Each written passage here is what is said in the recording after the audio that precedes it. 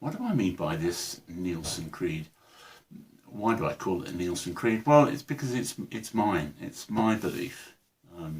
It came to me very gradually over a period of years.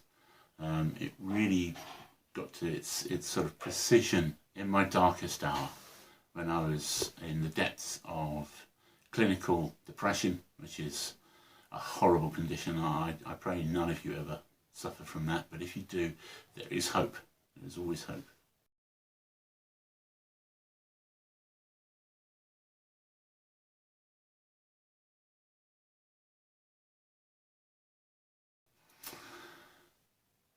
So yeah, first of all, I'll say what it is. It is this. God is God. God is good. I am his, and he is mine. God is God.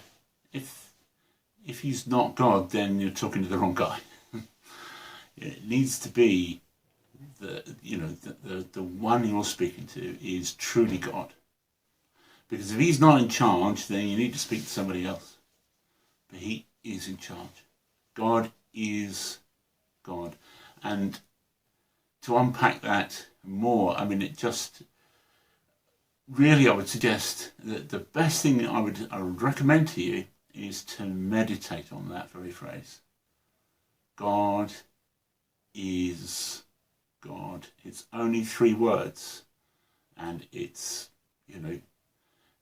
a lot of people would see it as a naff thing to say, because it doesn't really explain anything. But what am I trying to say by that phrase? And what I'm trying to say is that there is no other who comes close. There is no one he has to debate with.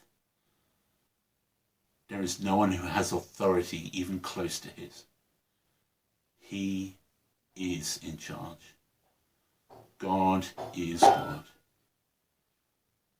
And he is good. God is good. If God were not good, then there would be no hope. If there were even the slightest bit of ungoodness, of evil in God, then there would be no hope. Because that evil would take over, as it does. When you get a little bit of evil, you want more and more and more, and it just takes over. And we see this in the world, and that would be the case for God. And so it's so important to hold on to these things, because life throws us many challenges. In my case, it was clinical depression, where frankly I didn't want to breathe. Breathing itself was an effort all of a sudden. Didn't want to do the things that I used to want to do. And in fact, I remember saying to one of my counsellors, I don't even want to do the things I want to do. But of course, the reality of that is then you don't want to do it. And that's what she pointed out to me, and I thank you for saying that. That was brilliant. That was really helpful. Now, God is God, and God is good. It's so fundamental. But if that's all there is, that there's this distant, great and mighty God out there somewhere who's good, but isn't interested in me, then that's very challenging. But he is fundamentally and deeply interested in each and every one of us. He's deeply interested in you. He loves you with all the love in the universe. Because he's infinite, he can love you completely and pour all his love into you, and still have all of his love left over for me and for everyone else. Because that's the nature of infinity, and that's also connected with this God is God idea, that he's beyond everything that we can think of. He is God. He is infinite. Infinity itself is a description of God. It's interesting to me that mathematicians who deal with that area where they're talking about infinite things find it impossible to actually get their head around that concept of infinity. And I actually believe that is because nothing in this universe is in fact infinite. We have infinite concepts, but you cannot touch, taste or see infinity except in God himself. So God is God.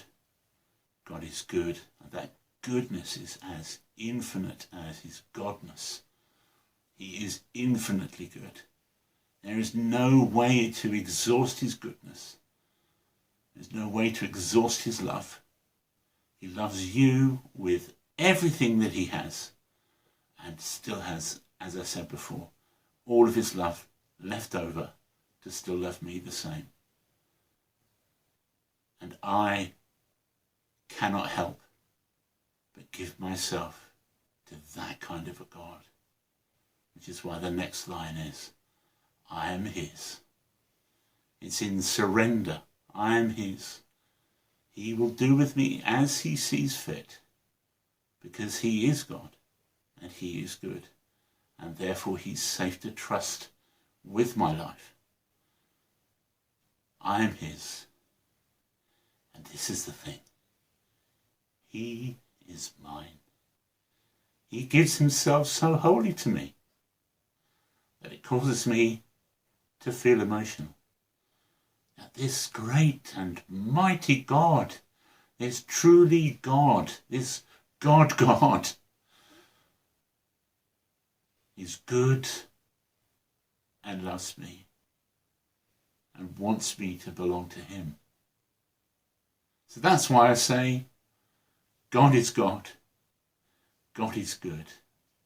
I am his, and he is mine. Thank you for listening.